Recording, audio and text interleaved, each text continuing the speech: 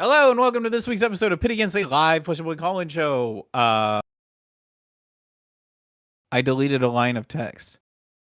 My name is my name is William Table and Legs, and I'm here with my constant co-host Kevin Smurf Murphy. Kevin, what's up? What's up? Holy frick. Pit Against is a live call-in show. If you would like to be on air talking to us about your take, join the Pit Against Discord. That's in the link. The link is in the description of this. Join the waiting room. Put your hot take in the topics channel. We'll test your mic and bring you on air to talk about whatever you want to talk about. But for now, I want to talk about what everyone wants to talk about. What Twitter wants to talk about. What some people don't seem to understand. What some people are overthinking. I'm very mid on Count Your Blessings. The children's Protestant song. Sure. So Count Your Blessings, if you don't know what that card is, because it did just come out in the new set, is a 2-cost instant at red. It comes in all colors, but at red in generic, it's 2-cost, and it heals you 3.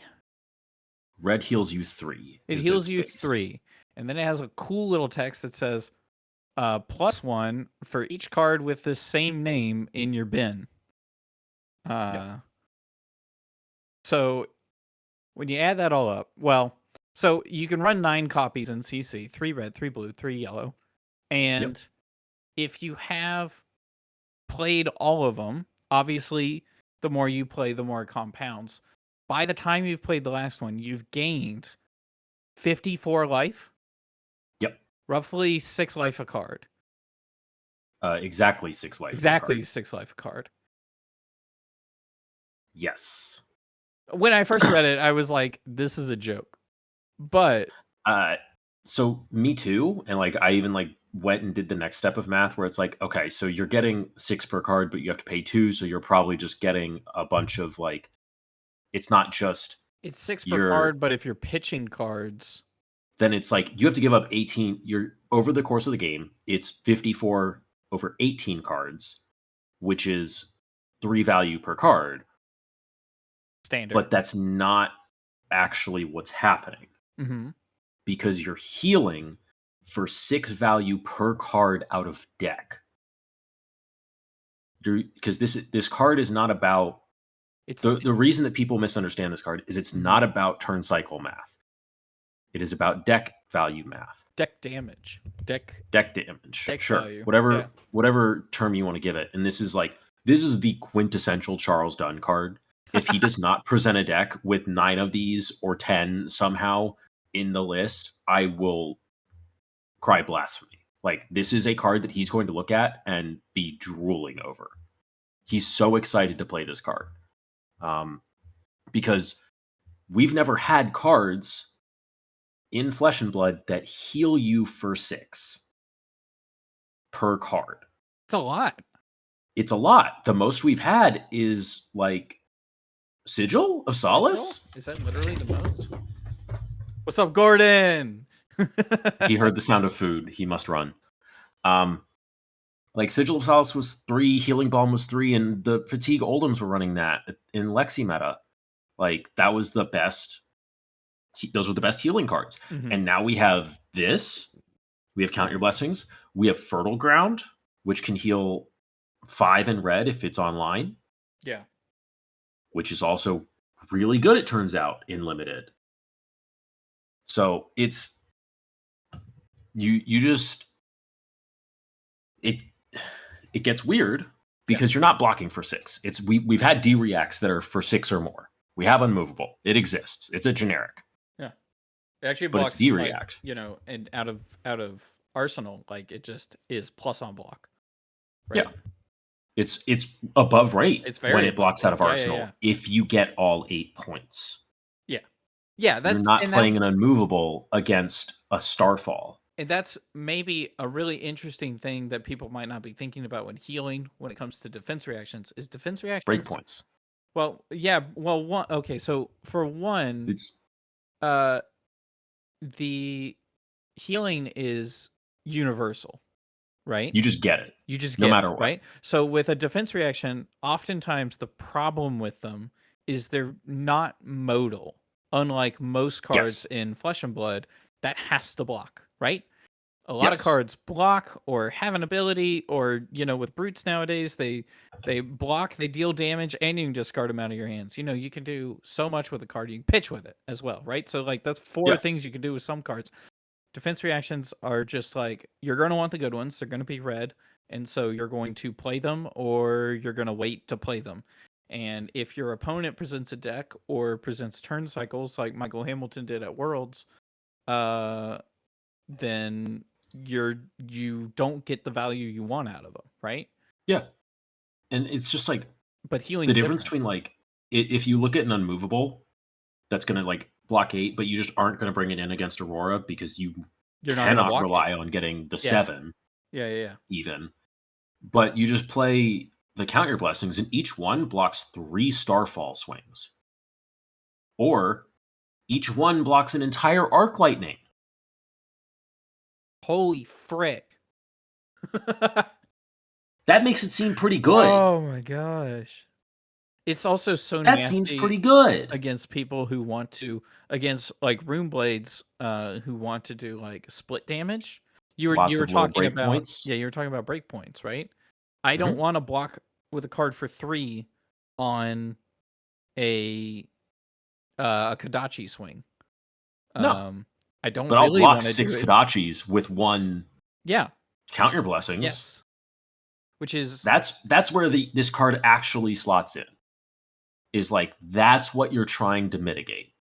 Is that right there? The like ping, it's the awkward it's the awkward damage that it is there to leak through and pressure your life total. That's how they're going to win games.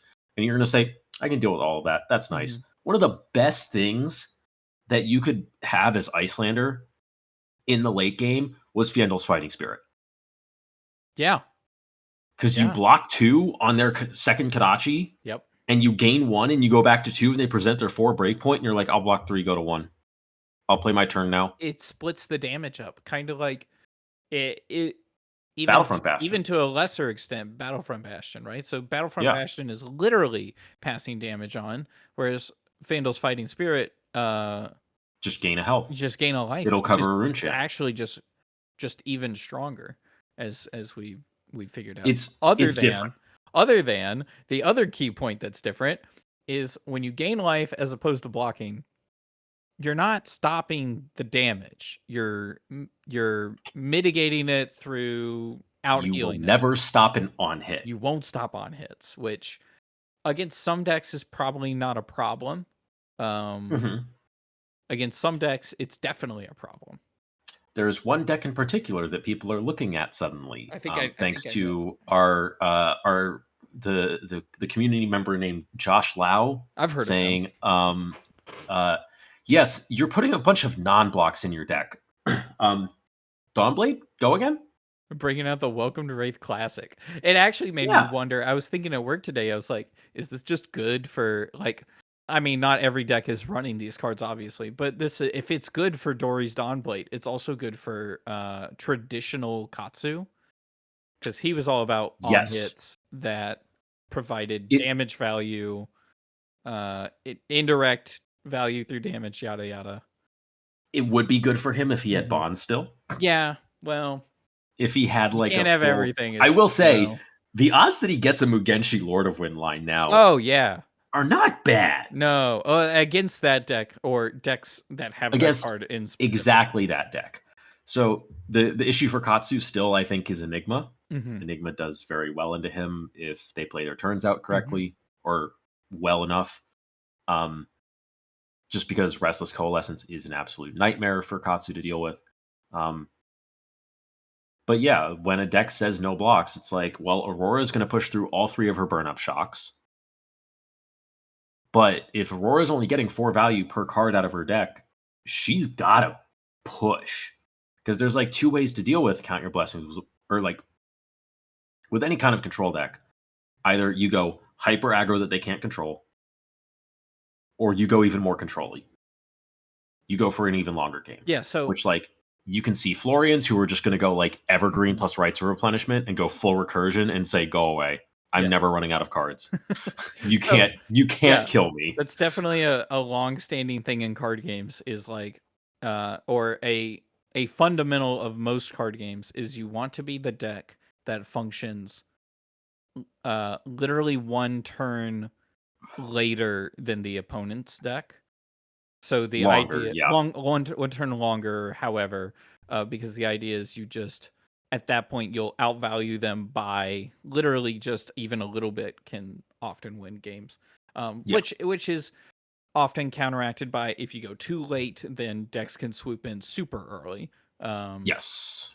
And which is the weakness of Count Your Blessings. Yes. It doesn't get 6 per until there's 3 until there's 4 in the bin, and then I think your 5th is actually when you hit 2 for 6 rate on average.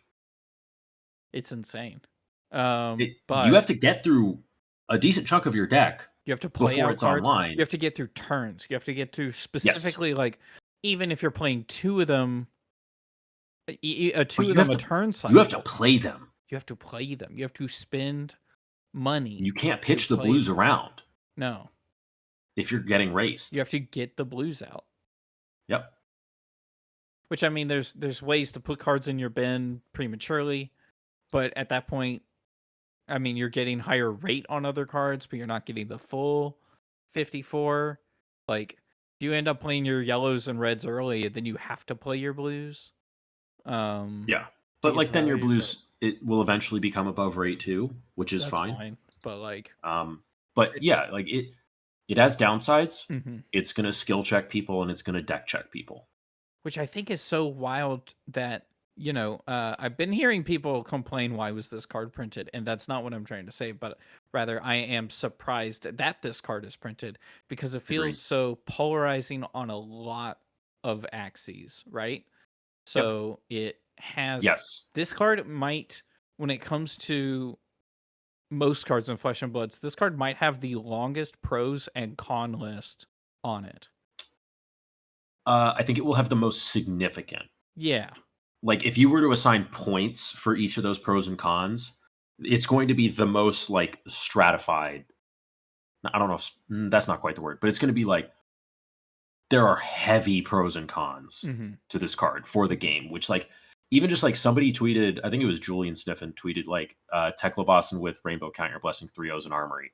And I'm like, this card is actually really miserable for the Armory level, I think. It is. It genuinely is. I really don't like this card. New players. Because you're going young players. Yeah.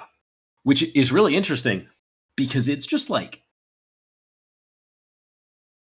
it's like Enigma. Like, okay, one, Enigma is like the easiest way to deal with a Count Your Blessings deck because you will just run them over because they can't ever clear your board. 2, like Enigma's doing the same thing where it's like you're just stat checking people at base level. You're accruing. So with both concepts, you're accruing this outside of, not outside of you break the turn cycle math. You're breaking turn cycle math by generating the ramping value. Yeah, because you like carry the value forward. You're not playing turn cycle. You're playing the game. You're playing the whole game. Yes. The problem with Enigma though is, well, there's a lot of problems with Enigma. Well, there's a lot of problems. The problem that they share is you're going to look at the life totals in a game or an Armory level player who's not like trying to win PQs and go to the PT and stuff. They're just there to play. Maybe doesn't play Armory's know casual. A lot about Flesh and Blood, or like the kind of doesn't people, own CNCs if their deck doesn't run it. Super excited at the end of the game when both life totals are within like 5 of each other when the game ends. This is going to have the same problem Enigma does, where Enigma has 40-0 games. It's going to be gross. And you're going to have games with Count Your Blessings where 60-0. I don't think it's going to be 60-0. It's going to be around 40-0. 94-0. No, not possible. So it's not possible because you're going to take damage to play out the early ones. It's not that, but you're going to end game. There are games that are going to end in the 40-0 range and they're going to feel like shit. Yeah. And the issue is this is a generic that can go in any deck. And as soon as you find a deck that can use that one extra resource, there's a couple in particular I'm looking at. Rampart of the Ram's Head and Steelblade Shunt are gross for this. Yeah.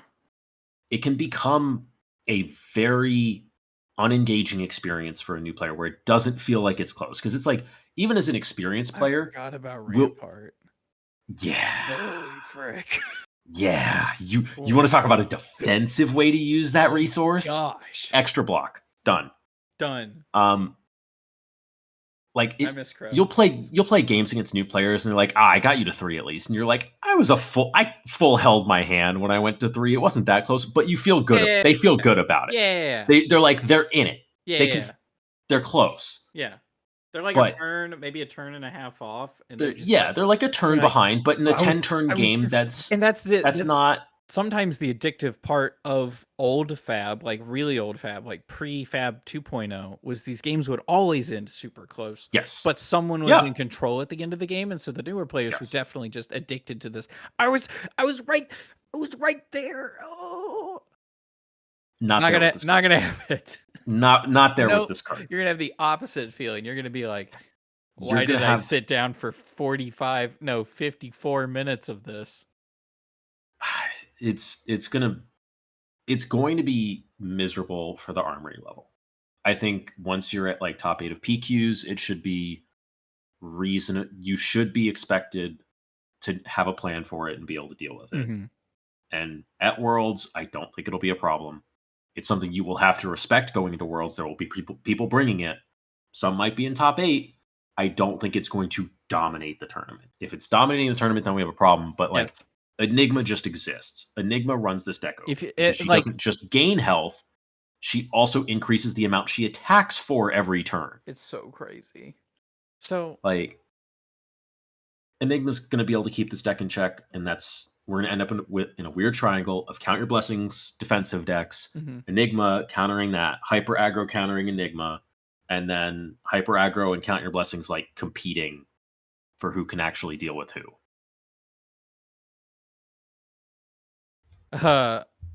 So one thing that I was another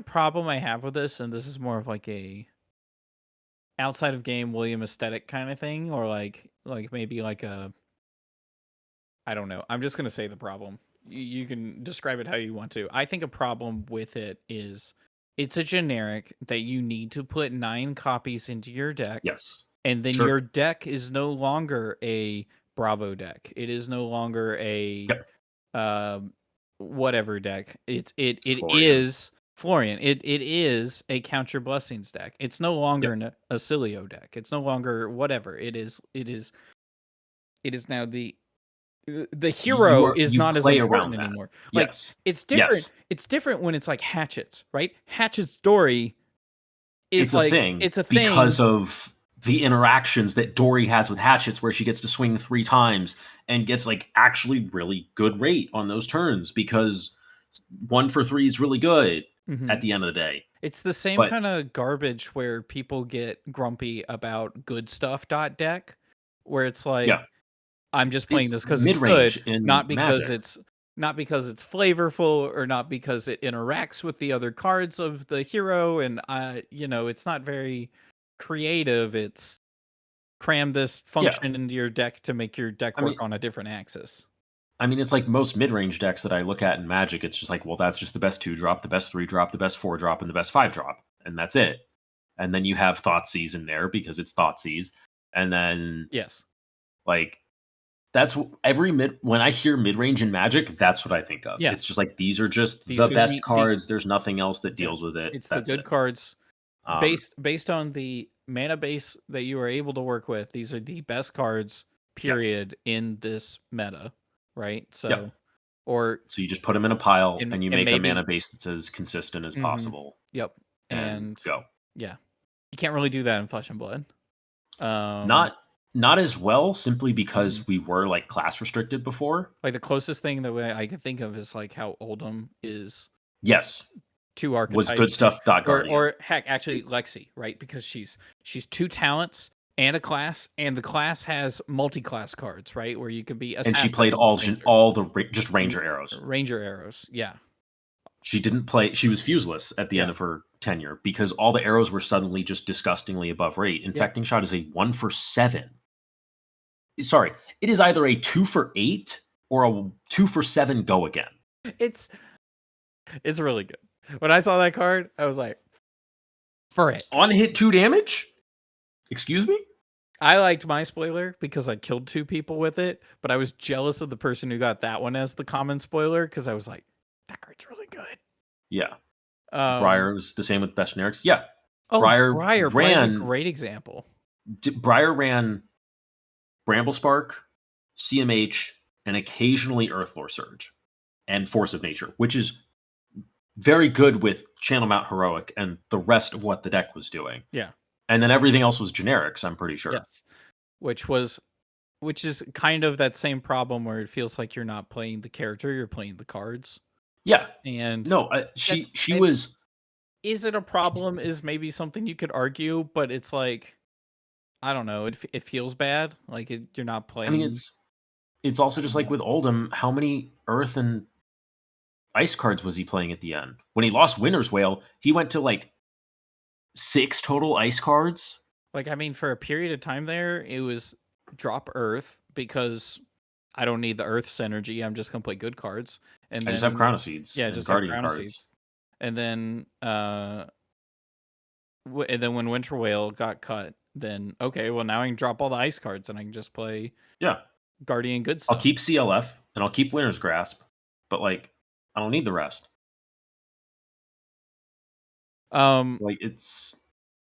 So this card is. I love how Aurora actually has to use lightning. Yes, I think that's something they've realized where they've. Well, I think it's also something people have complained about is like force the interaction more, which isn't necessarily a problem. It does limit the hero, and I think that's fine though. So, limitations breed creativity. I forgot who said that. I don't remember. I've heard it somewhere. It's probably me. I like saying it. I don't know. So when it comes to counter blessings, one thing that I find disappointing is how decks become counter blessing decks and not a deck that's center. Like, I mean, if it was freaking, if it came out and nobody was putting it in their deck except for Verdance, it wouldn't be a count your blessing deck because she has health healing synergy. She has synergy with it. Yeah. Well, it's I think. And I think there's a way to do that, and it's you make it majestic at red, and you up the base to 4. I love Flesh of Blood players. I'm calling you out. I love Flesh of Blood players who are like, this card would be better if you sent it to majestic and gave it 1 color pip. Yeah. You don't want this at 9. No, I mean, like you want this at 3, where there's a reason to run it, which is. She gets extra value. This is Fertile Ground that you like have a different condition to turn on, where you have to play the slightly lower value ones. What is it, like 3 and then +2 for each card in your graveyard? Nah, it'd be 4 and +1. 4 and +1. So it's just 4, 5, 6. Bad. That's totally fine.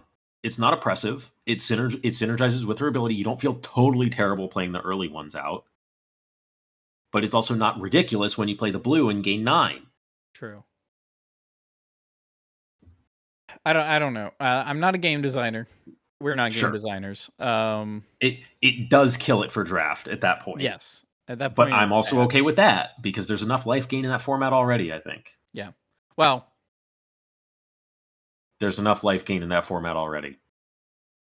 You think there's enough life gain in Rosetta Limited? In draft specifically, do they feel so different draft and sealed? Wildly. Yeah. So in sealed, there's too much life gain. In draft, there's enough. There's a healthy amount. Okay. I've only done 1 draft, so I don't have a good perspective of it. And in my 1 draft, I think most Earth decks had 2 forms of healing. Yeah, at Which least. I don't know if that feels like it's low or high. Mhm. So But yeah, so going from there, sure. that's a deck in our current meta game right now. Yes. It is something people are having to actively think about when they're building their decks. Yep. You have to have a plan for it. So what should people be planning for? That deck. But also Yes. I've talked about this before to you in other capacities and other people, and it's like we have recently just had a really big banning in multiple reasons.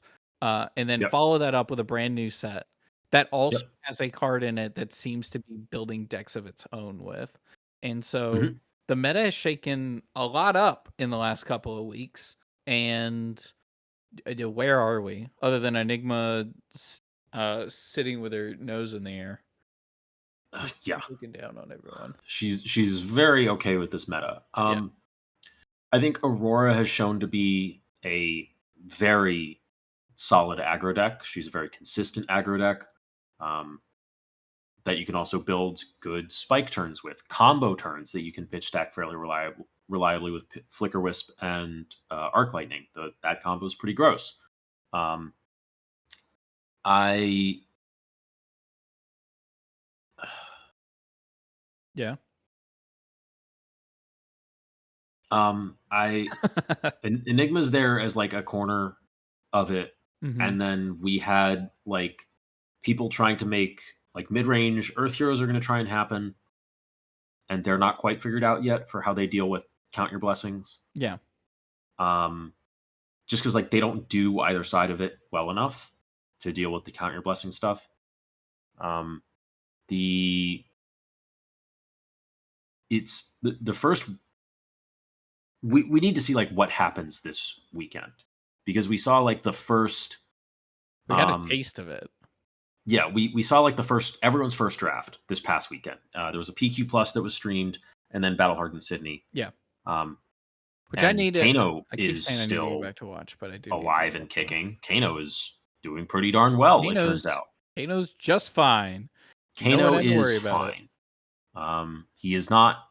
I don't think he's busted. I think nobody had Oasis Respite in their deck, I and think. he eats shit when Listen. you Oasis Respite his one wildfire. Listen, when books got banned, and maybe I'm being like salty or just downright mean, but when the books got banned, I was like, okay. So actually, beforehand, I was writing off the Kano matchup. If I run into a Kano, I'm just going to sit Yep. there and have fun, and if I lose, I lose. Try and If hit I him. win, I cry because that's surprising. And after books were banned, I was like, I actually am not taking Oasis Respite out of my deck anymore because Nope. I feel like It I actually could handle that deck works. now. Yes. Like Oasis Respite is actually a tool against Kano. I know all the Kano players like bemoan Oasis Respite before this, Mm-hmm. but I always talked about like people ask, should I add Oasis Respite for Kano? I'm like, if you're not going to play good Kanos, yes. If you're going to play mid Kanos, yes, Oasis Respite will beat them. If you're playing against good Kanos, Oasis Respite doesn't do a ton. Mm-hmm. One, they might just kill you before you get there. Two, if they think you have it or know you have it, they are able to play around it.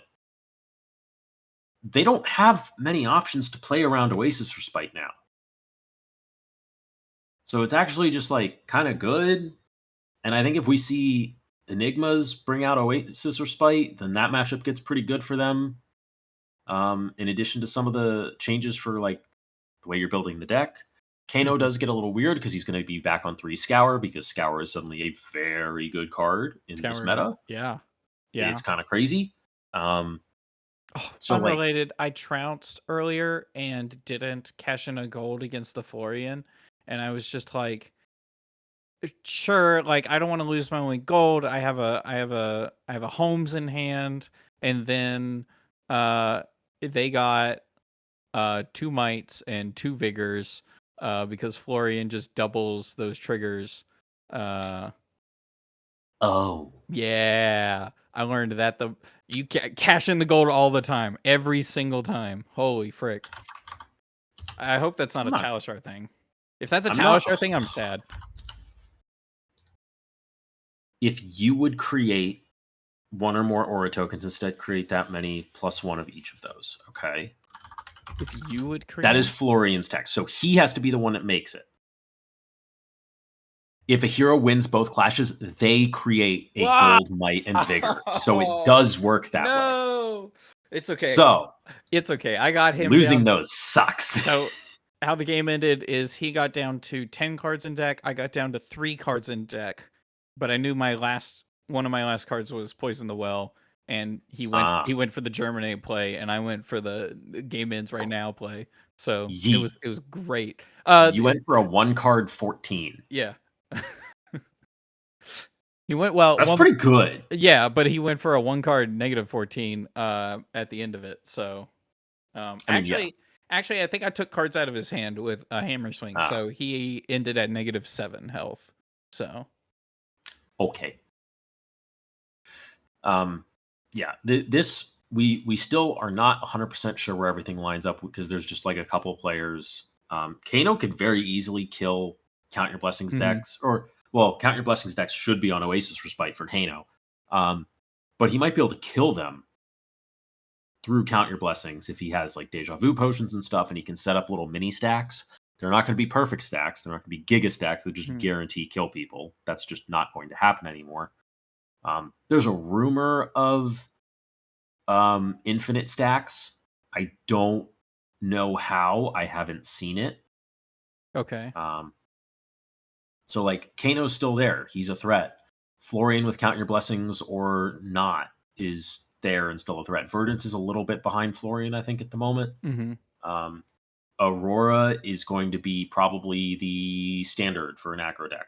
Just good, solid, consistent value. Face Purgatory is going to let her do really well into both Florian and KO and Levia.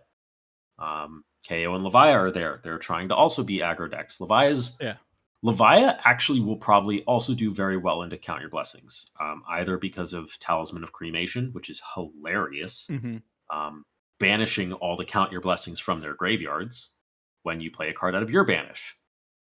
So you play Howl from Beyond, and you banish all their Count Your Blessings, and you reset their counters, their value on it. Or you just get insane recursion value with Howl from Beyond. So there's still like 8 or 9 decks that are in contention right now, but like the major players are Enigma, Count Your Blessings, and aggro in its couple forms of Aurora, KO, and Levia. And Azalea, I guess there. Yeah. It's although really... Azalea, I don't love into Count Your Blessings decks. No, I don't know if... I don't know. I feel like you have to... the thing is, we just don't know how popular Count Your Blessing is. That's a big thing, right? So it could just be... And you won't going into an event, sitting down for Calling Leon this weekend. You could face 4 Count Your Blessings decks in day 1, or you could face 1. Yeah. It's not a hero, and so we don't know how it works. Like you can't have a representation of the metagame that was of that. Like I feel like we'll definitely know, like, what percentage of top 8 has it in their deck, right? Yes. But we won't. Which it was only 1 in Sydney. And I don't know how many it was in Houston. We didn't get meta breakdown for that. It's so crazy. But, the meta's really interesting right now. I think this is something that Runaways talked about yesterday, is that this is going to be a fairly gem luck heavy format. So that's actually the next thing I wanted to talk about was what I feel like I'm noticing as a competitive player bias towards what a metagame should look like, right? You want a metagame where you feel like you can play a deck that attacks most of or is on the same part of the axis as everything else, right? So like An aggro deck that has a fine time into Enigma would be attacking Enigma while is competitive with the other aggro decks. And Sure. that is a good choice for a deck to pick going into an event. It feels like a lot of decks right now definitely have a lot of heals or things that they're going to Yes. struggle Yep. into, or in some heroes' cases, into themselves. So, um, I don't know. What's your opinion on that? Like, does that make for a worse metagame where it feels like it's so open you can't plan for it? I think it's a less, like, I don't want to say rewarding, but like I play this game over other games because of how much control I feel like I can get in the games. And then if I just like sit down and it's like, oh, I just hit my worst matchup, I can't do anything now, then it's like whatever. But like when we looked at Amsterdam meta, there was Zen Mm-hmm. and a lot of decks that are just lose to Zen, which is like the Brutes and any other aggro deck except like sort of Prism. Prism was fine. It was weird. Yeah. But then you had New, who did pretty well into Zen. Like it scared Zen players. Yeah. They didn't like Yeah. that matchup at all. Yeah. But then New doesn't want to play against the Illusionists. They hate that matchup. Mm-hmm. And these are like 80-20 matchups. Yeah, they're very And swingy. those are not fun. Yeah. They're not interesting. I don't know if 80-20 is an accurate number, but that's what they feel like, where it's like you are just absolutely climbing a mountain and your hands are tied behind your back. Like it's just not there is a significant chance that you sit down and you don't get to play an interesting game. You don't get to make choices. Yeah. Or your choices are just like irrelevant. In that last meta. And I think there might be a little bit of that. There's going to be some of that early on in this meta as people figure everything out. But that's because they haven't tuned their decks. 2, they haven't played against the heroes enough. All that stuff that comes with the new meta. You're going to play games where it doesn't matter what you do because you don't know, you're not prepared. Yeah. I don't know if this meta game is going to end like that. Enigma is not, by design, Enigma does lead to those matchups existing. Yes. I don't anticipate a lot of Assassin in this meta because Assassin doesn't have a lot to target. The Brutes kind of just do okay into Assassin. And Enigma does pretty well. And Aurora for an aggro deck does pretty well into Assassin because a lot of her pieces are interchangeable. Just losing one card out of her hand doesn't prevent it from functioning. So, but yeah, it feels Enigma weird. Does not benefit the meta. She creates those matchups more than she prevents them. So for sure. And then now we have Count Your Blessings, which is doing something similar. I'm not going to necessarily spooky. ask what deck you're playing for what event, but what deck are you looking at wanting to play in this meta? You were playing Prism. I am not playing Prism anymore. Yeah. Prism is exactly fine. She is like the middle of tier 2. And if you want to keep playing Prism and you played her before, go for it. Sure. You're going to have a rough time with the Enigma matchup because they can tech a little bit. They don't need to be as teched for aggro. And they can have, and they want also just like more like of the disruptive 6-power attacks because those are the best tool into Aurora, who has a ton of breakpoints you can't protect ward, but you get to play the game still, unlike against 5. So like your Enigma matchup is weird. The Count Your Blessings matchup is probably okay for Prism because they're not stopping 2 Heralds a turn. Yeah. Ever. No. And it's like, you gained life. That's lovely. Angel attack? Yes. No. It's, draw 2? Talking about decks that have on hits getting better. New Prism has Soul. Yeah, New Prism has on hits, of course. Nice Herald of Erudition. On hits. Oh, Herald. If you are unable to block, she will race you. Yeah. Like, people are talking about, Aurora's just going to run Prism over. And I'm like, Zen didn't run Prism over. It wasn't like favored. It wasn't a blowout, but like you're gonna tell me that Aurora, a deck that is strictly worse than Zen, is gonna run aggro Prism over, just a Herald Plan Prism over. Yeah. Are you sure about that? Yeah. I don't think so. And everyone's like, oh, but there's so many like 0-for-4s. You're never going to be able to block out for your angels. Like, you don't do that in aggro matchups. When are you blocking? No. They're going to hit you with 2 heralds. They're going to hit you with the first one. They're going to make the angel flip it, swing with its ability, swing another herald. Yeah. They're going to get like a 4-card 22 into you. Because the idea is it's balanced around the fact that you're supposed to be popping something, or you want the ward value. Cash in the ward value. This is going to be the biggest mistake you see Enigma players make in this meta. The new ones especially. The ones who just like played a little bit of it in Limited, but didn't play it in CC because of Zen. This is the biggest mistake you're going to see Enigma players make, is try to block out aggro decks. These are the top 5 mistakes that Enigma players play at large events.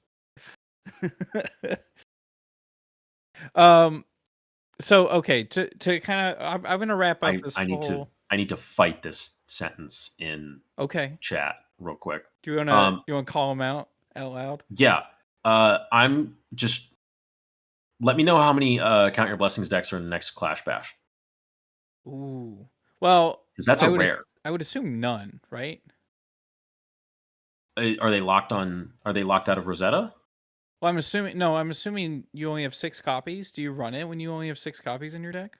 Maybe not. Maybe not in that. So I guess Brawl. They're adult format. Oh yeah. Oh my god. Oh no, I don't want to think about it. I don't think you want Count Your Blessings in a lower power format. Oh no. Brawl, for those uninformed, is Clash, but with adult heroes and adult life and adult decks. So it is commons and rares.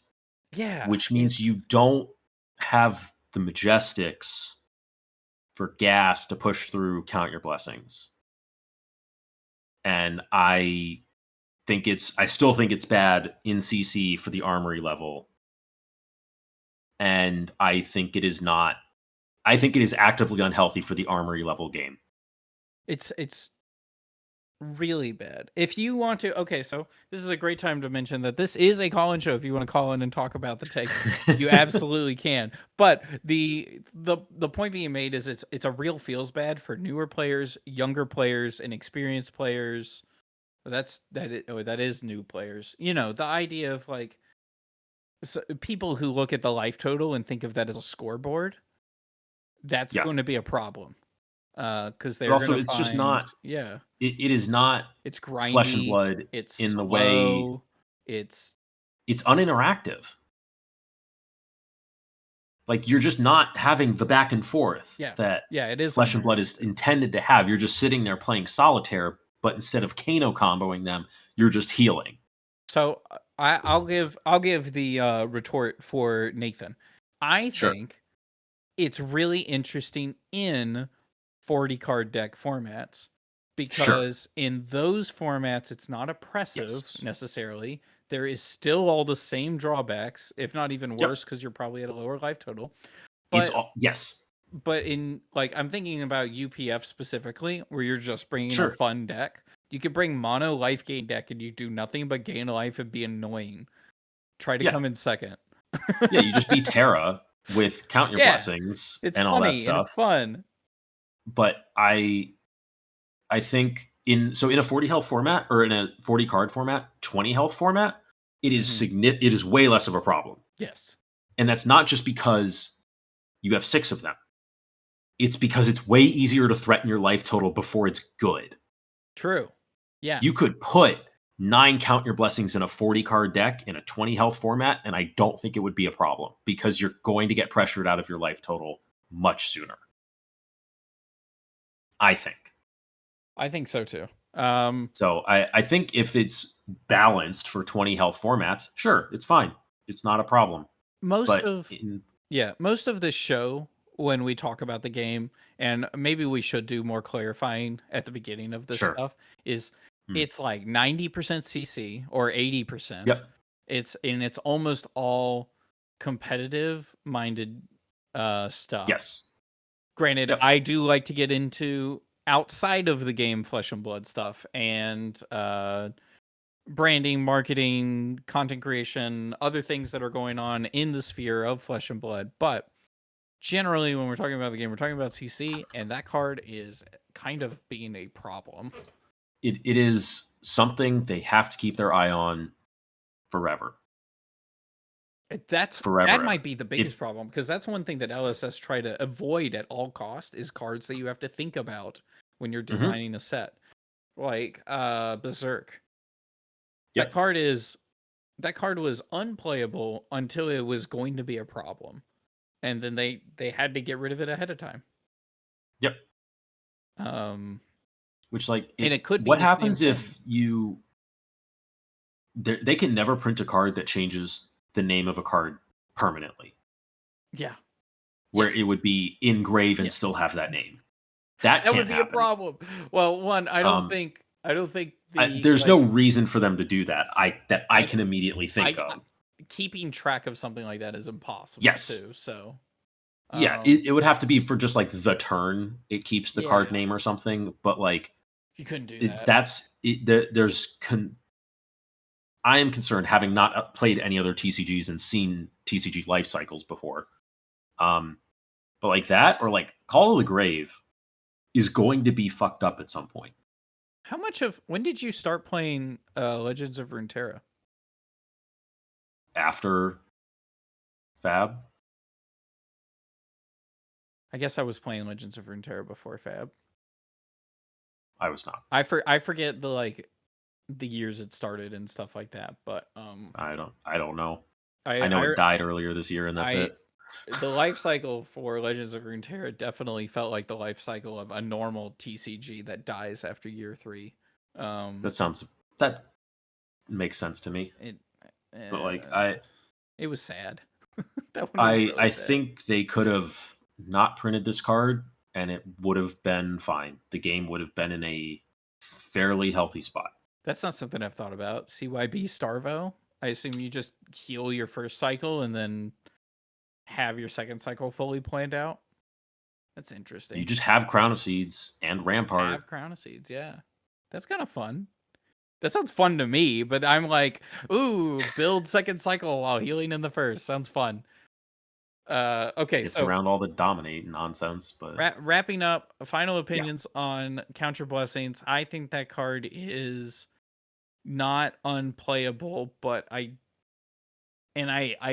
not even that I don't want to play it. I just don't think it's good, right? So if 10 is must put in your deck, 5 is sideboard card, a 5 or a 4. Like, I'm genuinely. I don't think that's a good way to measure it, because, like you said earlier, it's a build around. It's a bad way to measure it, but I think it is good enough that decks are being built around it, and it is something you will have to respect at any event you go to. I think it is good enough for that, where you have to respect it, but it is beatable. It's counterable. Yeah, if you have one poison the well and you time it right, I guess it just ends the game.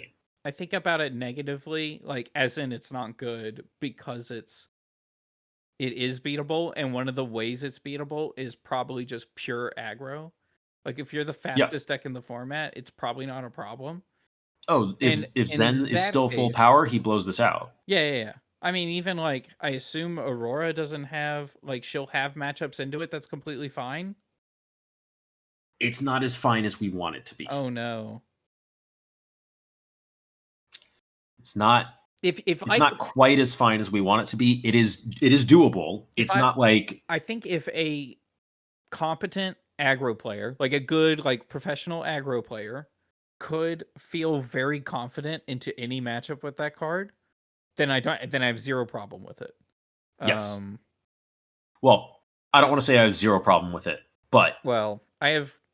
It depends on how you put competent. Yeah. I think it is a real card. You need to respect it and have a plan for it. It is not going to completely run over the meta, but you have to. It is a part of it. If you don't think it's a part of it, I think you need to go play a game or two against it.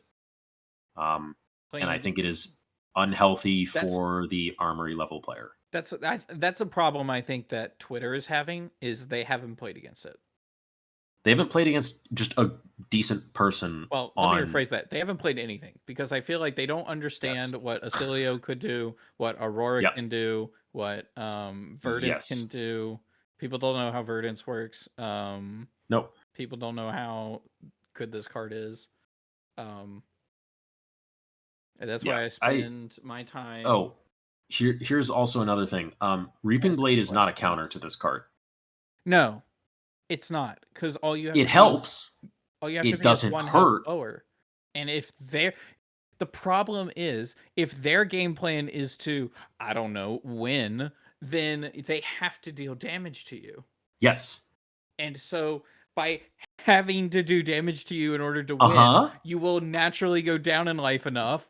Wow. In order to I mean, okay, so there's there's turn cycles where it's like, oh, I am just up on life. They did a setup turn. I have 2 of these in my hand. Like, I mean, you could I'll pitch them around, swing weapon. Yeah. Get back to them later. That means actually that the game is going long enough to where you'll get around to them again later because they're not pressuring you. Because you're at higher life total. Unless it's like you still have time. Unless it's like literally like rune stacking Florian, or like someone who can OTK, literally OTK, like Kano or Florian or Viscerite. Like, that card doesn't matter. It doesn't help. But Kano doesn't have Reaping Blade. Oh yeah, well, never mind. But yeah, it's real. Go play against it. Go play against it. That's it's gross. It's so That's gross. it. All right, we're done. Okay, we're done with that. I don't want to talk about it anymore. But what I do want to talk about is, or did you want to talk about another card in the format, or other 2 cards? I mean, we can, but we can also just it's like just card evaluation in general.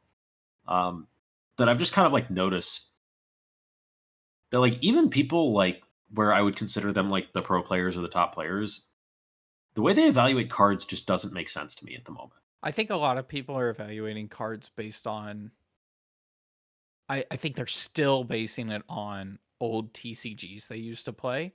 And so in that sense, they're they may look at cards a little differently, and it takes them probably playing against it or playing as it a certain amount of time for them to really put value on it.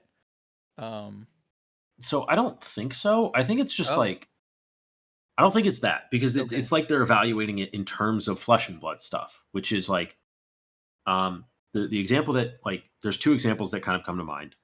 And one is in the Aurora A to Z that Card Guys put up today. Nathan Crawford is talking about Phase Purgatory. Very strong card, very real card. Should be considering it for all your Runeblade decks, at least. It's a good card. It is a good card. For those who don't know it, it's a head equipment blade break for 2. It's actually a great And when you block with this, if you blocked with a non-attack and an attack, your opponent discards a card and you draw a card. The draw is not conditional on them discarding a card, and they have no window to play a reaction. They can play an instant because it's in response to that trigger. Yeah. Yes. I got earlier when they did that in response to my CNC. And I may have had another card in my hand that then promptly that was named Pummel got shipped. So it is very powerful for stuff like that. Mm-hmm. It's very good into those Go Tall decks, Florian or Guardians or Azalea. Pretty good into Azalea if she wants to hold an extra card for Arsenal, set up cross rep. It's got a bigger ask of you than Scouting Fleshbag, but it feels a lot like Scouting Fleshbag. It is fairly similar in effect to Scowling Fleshbag, where it says you're holding that extra card, you want to do something with it, and I'm going to tell you no. Yeah. But it has a very big and real ask of you have to block with a non-attack and an attack. Yes. And so Nathan goes through the math and he's like, well, if they discard a card, they're losing somewhere around 3 value, let's say, on average. And we're going to take Aurora, your average card that you're going to draw. We should go ahead and call him out because we have a Nathan in chat, and that's not the Nathan you're talking about. Nathan Crawford. Crawford. Calling him out. And drawing a card is worth 4, and then it blocks 2. So you're getting 9 points of value Drawing a off of card worth this. 4? In Aurora, they're counting it as 4 Oh, because in they're all Aurora. 0 No, for 4s. yeah, you're right. Yes. You're right.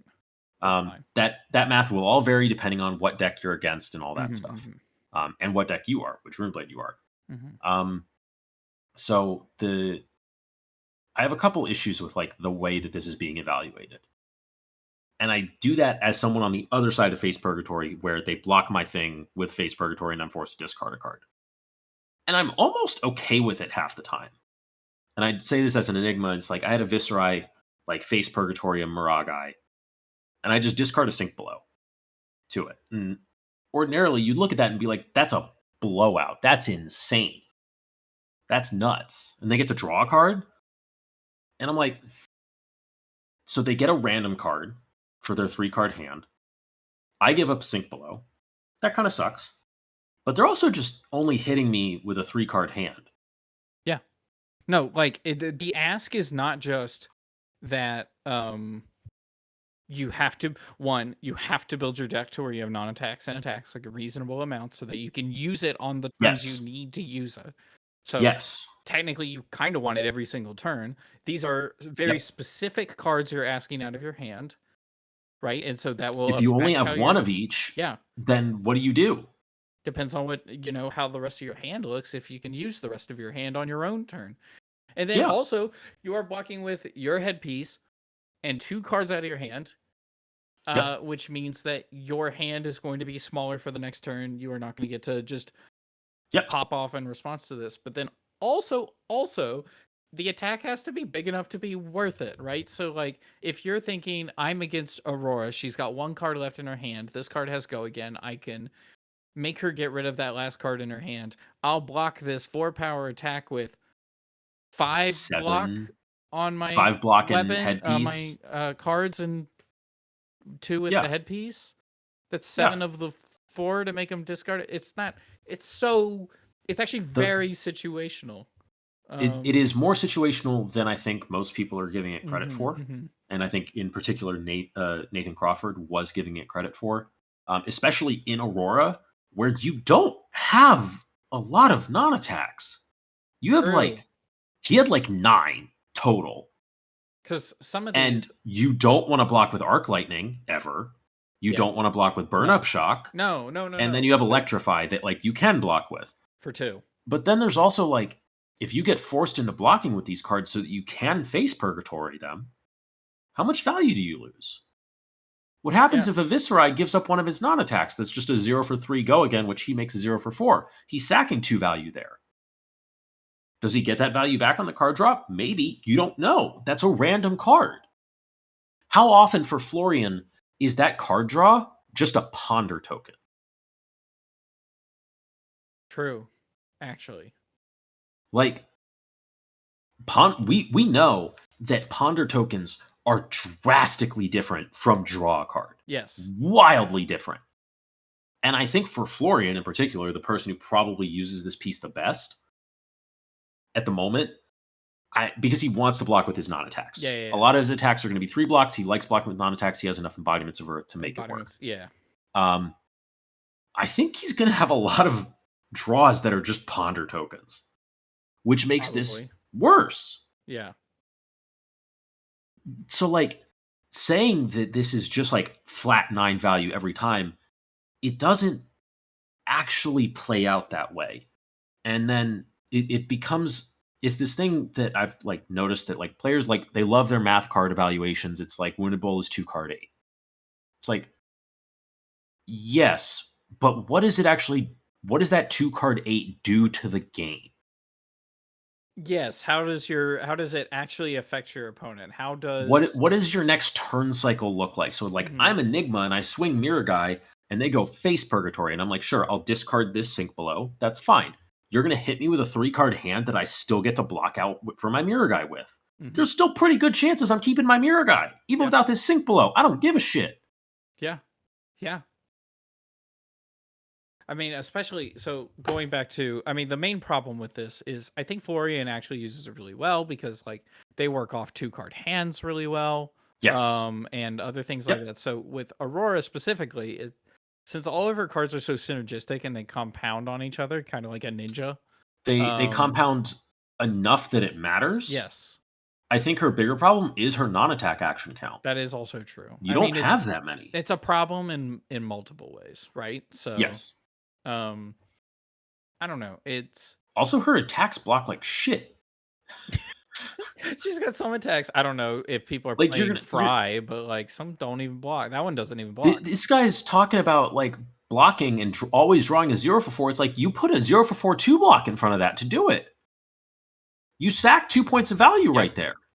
You sacked at least 2 points of value to block with that Arc Lightning if you had to. I'm willing to bet you sacked 3 points of value. Arc Lightning. So suddenly that card draw is -1. Yeah.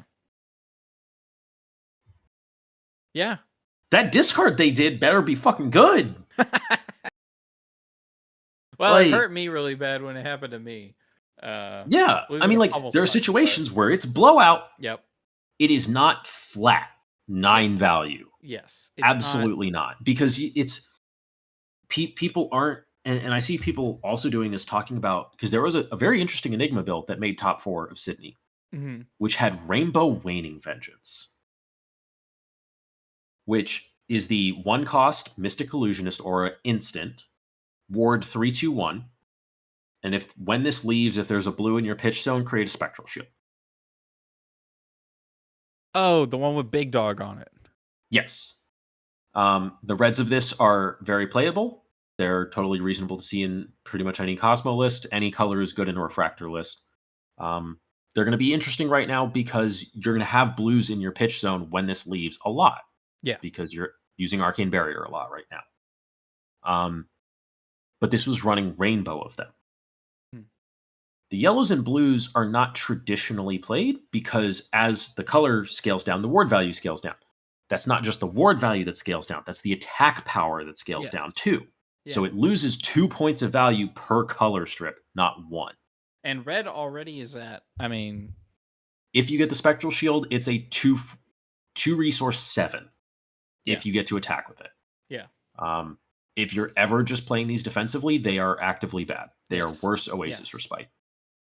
So like Enigma players are debating like what this deck looks like.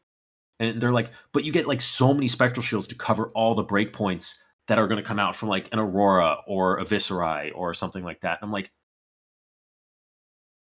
so? You stopped this turn. You get some breakpoint coverage on this turn. What happens next turn? What are you doing to advance your game? How does it actually help you win the game?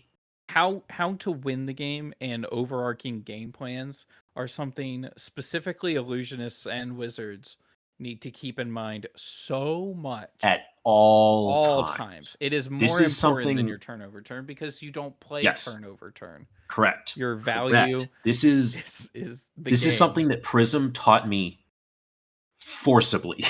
Yeah. I had no choice but to like completely relearn the way I think about matchups and the way I think about Flesh and Blood in terms of not just turn to turn math, but like, what am I actually doing to set up this win condition? It's like, I would have turns where my entire turn, like I would do my whole aura flip. I've got Shariah out and all this stuff. And I'd like swing Shariah, draw 2. And it's like the correct play for me is to send no more damage, play ALS in my second Passing Mirage, Arsenal of Herald, because now I have double Passing Mirage out. And you're never clearing that for the rest of the game. Yeah. You literally can't. And all of my heralds are now just killing you. And that's a win condition. Getting a certain amount of soul so that I can just go double Cataclysm into angel attacks. So that's like a big part of it is generating these win conditions, right? So like a simple How am I winning the game? So a simple way to explain this is like you don't actually do math on value math on Kano's wildfire turns back when we had no. Because the idea is so a better example is Kano in the early game when he spindles. What's the value on that spindle? Well, other than the opt, the value is their life total is lower, and so you can just win out of nowhere somewhere else. It's a 2-card 5. if you want to look at the numbers, it's a 2-card 5 that they get to prevent, and they get to interact with how much you opt. Like, the math on it is awful. If you're looking for a good numbers deck turn to turn, don't read wizard cards. They're shit. Yes. They are terrible. You're looking at red zap and you're going 0 for 3, no go again. Point? Yeah.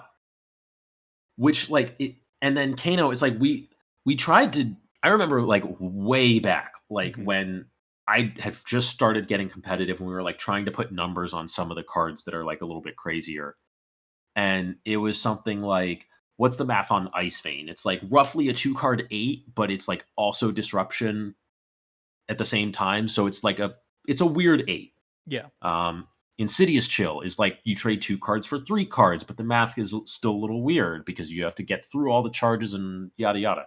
And then the person I was talking to was like, Wildfire is like a 2 for what? And I'm like, question marks.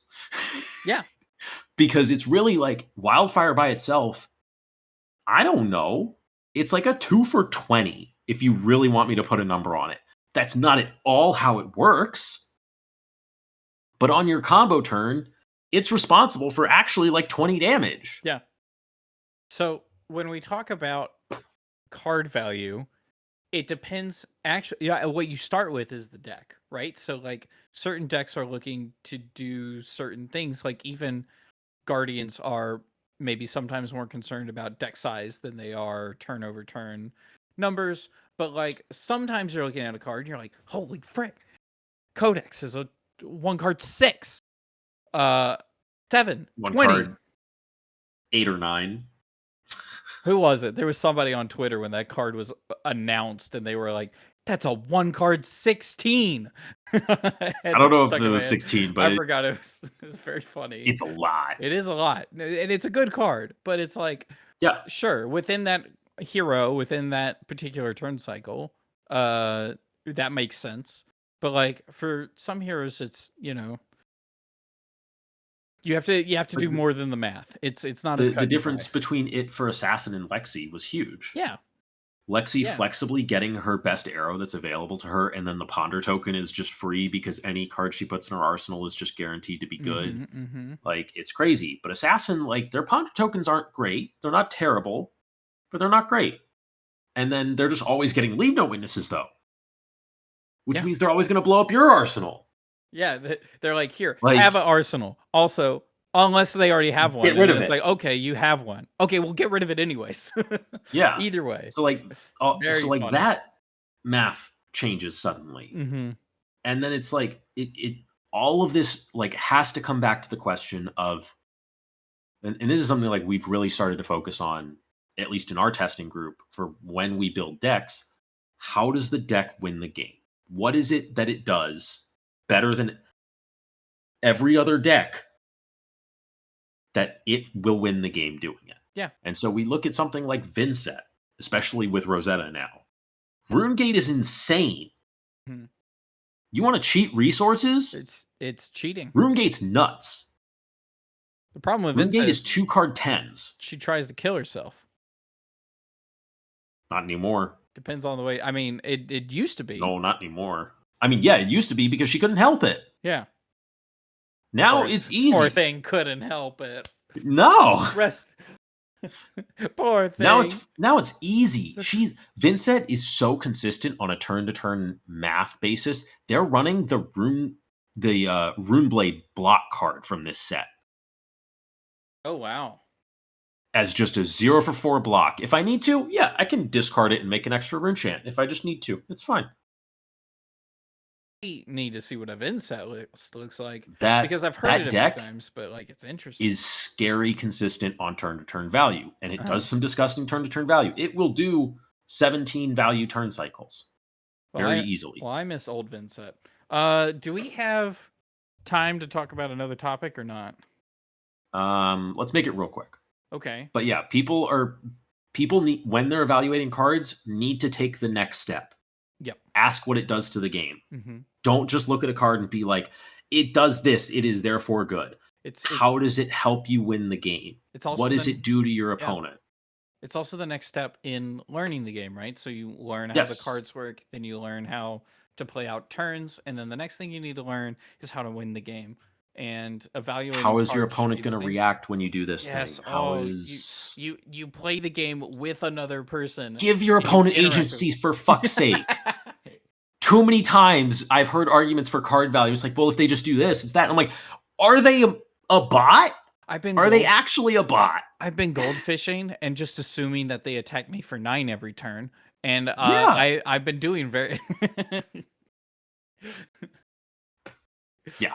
Wow, Okay. 9 damage a turn. We're good. You got good opponents you're playing against. You want to talk about LL's meta while we're talking about LL or talking about metas? Sure. LL's different. LL was So listen. The Twitter was just like LL best format ever. it was great. It was awesome. I It played was fantastic. I played one skirmish of LL. I think that's all the LL Yep. I played. And I did have fun. It was great. I'm in second, and it was great. Nice. That's better than I did in any of my skirmishes. Well, I had 4 people at my skirmish. Yeah, I know. No, so LL was in a really good spot. It was in a really healthy spot. There was a lot of decks that all had play into each other. I think like the most polarizing matchup was Prism into Oldhim. I think it was Prism into Icelander. I think Prism into Oldhim was actually was better than Icelander into Prism. Actually, I think we had 6 people. Because Sure. we conned a few people to get into it so we could play the thing, but then 2 of them stuck around. Yeah. Sure. So but yeah, like LO was in a really good spot. Mhm. And then they printed AMP in droves. So and Kraken's Aether Vein is a weapon. let's talk about why was LO a good format. Sure. So big variety. It was just like there's a good variety of decks, and I think we saw this in Amsterdam, and it was going to continue, I'm pretty sure, after Amsterdam, where it was 8 unique heroes. It was one of each Prism, Oldhim, Starvo, Chain, Icelander, Zen, Kano. And you're covering all the 5 major classes. Yeah, there's like a bunch of the different classes are in there, and even Lexi, you have 2 different Elemental Guardians, you have 2 different Prisms doing unique things, definitely doing different things. Like the meta was in a really healthy spot, and a lot of decks had play, and people started to figure stuff out about the different decks. There's a lot of interaction. It didn't feel like it was super blowouty. There was a lot of back and forth. Like sometimes it was. Every deck had their powerful thing they could do. There was not one deck doing something really powerful, and then the rest of the decks were just like trying to keep up. Every deck was doing something powerful. It felt like a perfect example of what LL should feel like as the high power, nothing's banned format. Which at the time, it was essentially just CC plus. Because like Zen was not far off from where he was in CC. He was different, but he wasn't too far off. The Prism wasn't too far off. It's a lot of the same cards, but obviously she's going to play OG Luminaris for new Prism and do stuff with that. And then Kano was literally 2 cards different. Literally. Oldhim obviously playing a much different deck than Victor, but playing kind of a similar role in the meta. A mid-rangey, not quite aggro, but value has to be a bit more tempo-y than he was at the end of his tenure in CC. So the meta was in a pretty good place. Rosetta kind of fucked that all up. So Runegate Chain is really fucked up now because Deadwood Dirge can sacrifice Soul Shackles. Wait. For 3 rune chance with Go Again. Let's wait. What's that? Deadwood Dirge. Yeah. Okay, Deadwood Dirge, the Runeblade action, common, destroy target aura you control if you do create a rune chant. Create 3 at red. Soul Shackles and Aura. Make 3 rune chants. Activate Chain. Play your 3-cost rune gate out of Banish that you banished off the shackle. It costs 0, and it has Go Again. It sure does. What the frick? Sure does. Yeah. Read the Runes has never been more insulted in its entire life. Holy you want to Creepers this card out too? Because you could just do that again. Creepers. Yeah. Jeepers. Oh my gosh. Yeah. So, So Chain's a little silly right now. That's silly. RuneGate Chain in particular. Briar got some nice upgrades. There's some interesting stuff there. You can play a more Lightning Briar too, because Channel Lightning Valley with Rosetta Thorn is really hard to stop. That's a good card. Yes, it is. 2 and 2. Because it's only that's there. attacks. Holy frick. And then there's Verdance. Who gets to play Kraken's Aethervein. And Kraken's Aethervein is a card we always said would be busted when you can buff weapon power. And now you can. And now you sure can. Featuring the all-new AMP mechanic. Thank you, AMP, for... Yeah. So there is Rampant Growth Life, which is her Majestic Melt card. Mm-hmm. It is... Life is gain 1, Earth instant right side that will resolve, and then you'll play Rampant Growth will resolve, which is a wizard instant. It is Amp X, where X is the amount of life you've gained this turn. She can gain life. We're going to gain just like 8 life. Classic. Simple. Spending no action point. Of course. We're going to play Rampant Growth. Spending no action point. Amp like 9. We're going to activate Kraken's Aethervein. Spending no action point. It's going to come in for 10. Kraken's Aethervein reads, for each point of damage dealt by this weapon, draw a card. Holy moly. Will AB3. We'll draw 7. To target opposing hero. Draw a card for each arcane damage dealt this way. Dude, we'll draw 7. Brendan was like freaking out when this card came out because he was like, it's a lose-lose situation. They pitch an entire card so that you don't draw a card, or you deal a damage and draw a card. And you deal a damage, get your card back. And that's kind of true. But what if more? Now it's gone from an interesting dilemma you give your opponent to the game's It doesn't matter. It's over. So you draw, I've seen cases of draw 15. Draw 15 with your action point still. If you drew 2, it's already stupid. Yes. But what you're going to do is you're going to draw 10 plus. You're going to play Flourish. This is the Earth action from the Terra First Strike deck that says whenever an attack would gain power, it gains 1 more. Mm-hmm. You're going to play a second Flourish. Because you drew 15 cards. You probably saw 2 of them. Yep. You're going to play Fire Breathing. Oh. And then just pitch away all the cards. You're going to pitch 10 cards into Fire Breathing. Each resource is going to buff it by 3.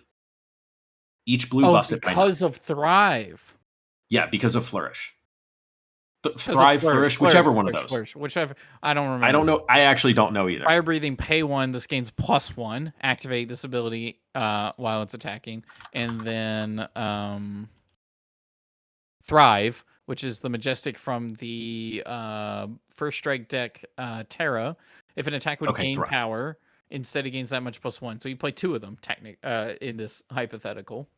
Or you could play 3. That's fine 3. too. Yeah, that's fine too. Let's say 3, that sounds fun. Then in single resource you dump into this card gets +4 power. You drew only reds. Oh no, you pumped it 12. 0 for 4s. And if you had a blue, heaven help me. If you had a blue, 12 for 1 card onto the Fire Breathing. Yep. So at the end, you're just let's say you pumped 3 blues full, and then you just have your Fire Breathing at 34 or whatever it's at, 30, 33. Sure. Yeah. Holy frick. So in Milwaukee this weekend, there's a CC Battlehard. PQ Plus on Sunday is LL format. Wait, this weekend? This weekend. Everyone's just going to play Verdance. We're going to have 8 Verdance in top 8, like how we had 8 Starvo. I don't know if it will be that bad, because I think people won't want to play the deck. That's terrible. You losers need to prove a point, and every single one of you play Verdants and buy first strike decks and inflate the price, and everybody, wow, everyone's really excited about Terra because they're all getting the first strike decks. Holy cow! I think we will see Verdants in at least 4+, probably 5 in top 8. She's gonna LL, and I think they will restrict rampant growth after this weekend. Does just restricting does just restricting that card do it? It does enough. It does enough. So what happens is you have to find you can't play this. You can try to play this deck without it. It doesn't work without the card. Mm-hmm. And what that means is if you don't have it when you draw 15, you just lose the game. We do have no, if you're not going to draw 15 without it, but like you have to find the one of amps in Flesh and Blood. Sure. Like specifically, they came out with the 2 cost go again amp 3 red. Yep, that's a totally reasonable card. That with you mean Kraken's Aether Vein only comes in for 4? I'm okay with that. It is better. It's better, right? So it's not. Yeah, it's when it's 10+ that it's like no. That's not what this was for. Mm-mm. That's not how this should work. Come on. We know that this is unhealthy. Exploding Aether, that's it. Even the fucking tree with Kraken's Aether Vein remember what the tree is fine. Channel Millennium Tree. It is Channel Earth, 3 cost. Action phase amp 3. It's just amp 3 on a turn. It's like if that was what the deck was built around with Kraken's Aether Vein, yeah, totally fine. It's totally like reasonable. Magic version of Mount Heroic, except I guess it's only once a turn. It's only once per turn, but that's fine with Arcane. You don't want it to be more than once per turn with Arcane. Oh yeah, that would be a problem. That's bad. That's a different kind of problem. Yes. But like, if they restrict rampant growth, I think the deck is real because Kraken's Aether Vein scaling with Channel Millennium Tree is kind of fucked up. It's not like busted. You can AB3 it and it'll be fine. They draw a card, they have their action point. That's fine. You were forced to respect them, and it was not. You were given a choice. AB. You're definitely packing AB. Yes. Like you are. They are asking you to respect them, and your respect mattered. The amount you respected them made a difference. I think it is nice of LSS to give Verdance her Stubby Hammers moment. That's what I'm gonna call it. Sure. Yes. Like that's actually what people are comparing it to this weekend. Is like they're gonna let them have the one weekend, and then they're gonna restrict it because they were originally planning a ban announcement for October 6th, I believe it was. Yes. 7th. They moved it when they did the book banning. Okay. To November. I think they're going to go change that because they don't want that at Worlds. Because Team LL for the World Cup will look like shit. Yep. It won't be too bad because you can't have all three people playing Verdants. I was about to ask. You can't have all 3 people playing. I assume you can't. So. But I don't want that to just be like, oh, I got paired against the Verdants. This is our auto loss. It's not like it's just this with Amp X. That's the main problem. It is right? Amp X where things get multiplicative doesn't have a way really to fast. Piss off all this Amp stuff into being I don't a problem. think so. Not that anyone has been talking about. There's probably just better things to do. Yes. Oh yeah, you just still do your normal Kano stuff with you now have all the Surge and you have all your books. All your books. He's well read in LL. He is so heckin' smart, and he's gonna just absolutely read you to death. I think they need to come out with LL versions of heroes just as alternate arts, and it's just like Kano, but now he's got gray hair, and it's no different. Yeah, in a library, and it's like it's nothing different. It's just an alternate art, and then it's Oldham, but he looks the exact same. And great grandfather of eternity. All right. Eternity had kids, and now he's the great grandfather of Eternity's eternity. All right. That's where LL is, and I think that's it. So okay. So I mean, is it a one horse race? Like, is anything else fighting? I think So it's interesting because like Zen just like Zen lost bonds. I guess if you poison the well, this kind of sad. It can help a little bit because poison the well flips. It doesn't just deal the damage; it like flips the damage, right? Like they don't gain and then they take damage. Correct. They don't gain. Instead, they lose that much. Yeah, it replaces. But that is not like that is not negative in the X calculation. You also play life and then it, and so if they play poison the well in response, it gets rid of life gain and not. Well, no, you would play poison the well. That card doesn't heal. You would play poison the well in response to whatever other life gain thing they do first. Yes, yeah, I forgot. Yep, that makes more sense.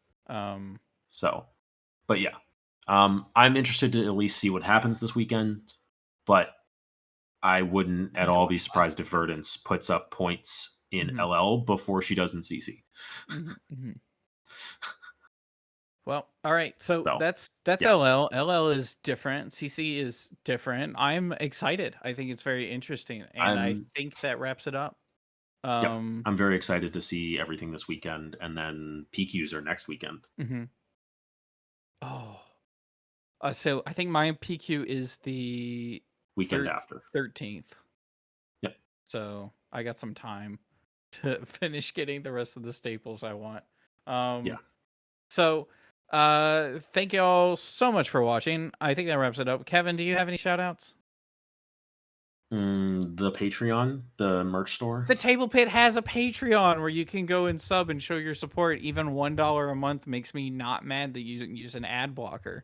And then that's a perk. That's literally a perk. It's written on the website. And then we have a merch store. If you were here long enough, you know that I was designing a t-shirt earlier for the new video that came out for us recently, where I made sure that people would never forget their tokens. If you haven't checked that video out, you will never forget your tokens again. Simple 10-minute video. I'm making a shirt for it, and it's going to go on our merch website that I'm going to link in the description of the actual video of this video. It's not in the stream. If you're on the stream, you can just ask me for the link. Thank y'all so much for watching. I think we have a game show that's coming out soon. I'm going to be working on. And bye.